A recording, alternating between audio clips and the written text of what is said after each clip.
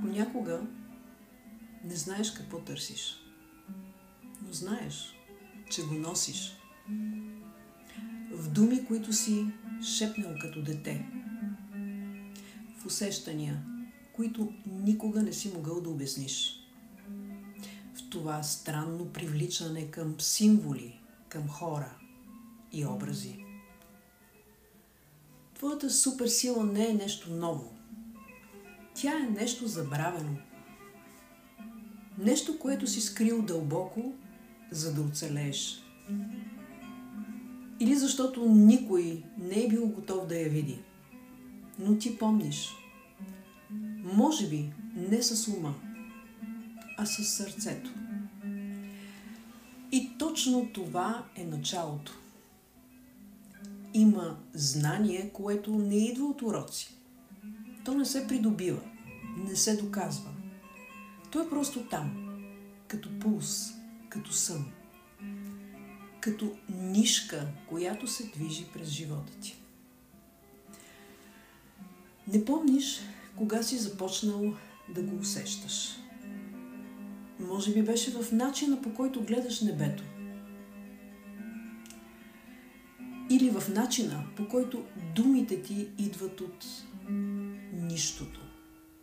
Или пък в това странно, почти срамежливо усещане, че винаги си бил различен. Но различен не като по-добър, а като носител на нещо, което още не е назовано.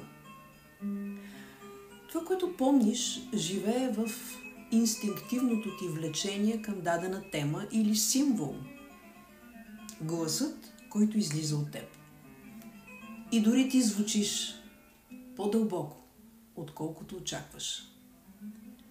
Тишината, която търсиш, без да знаеш защо.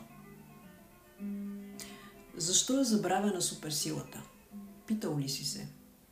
Ами защото си се адаптирал, за да бъдеш приет. Защото някой ти е казал: о, това е прекалено.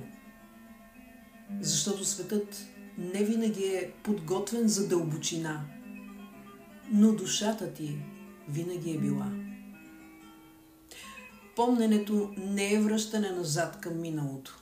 То е събуждане на онова, което винаги е било с теб, откакто свят светува. Помниш ли?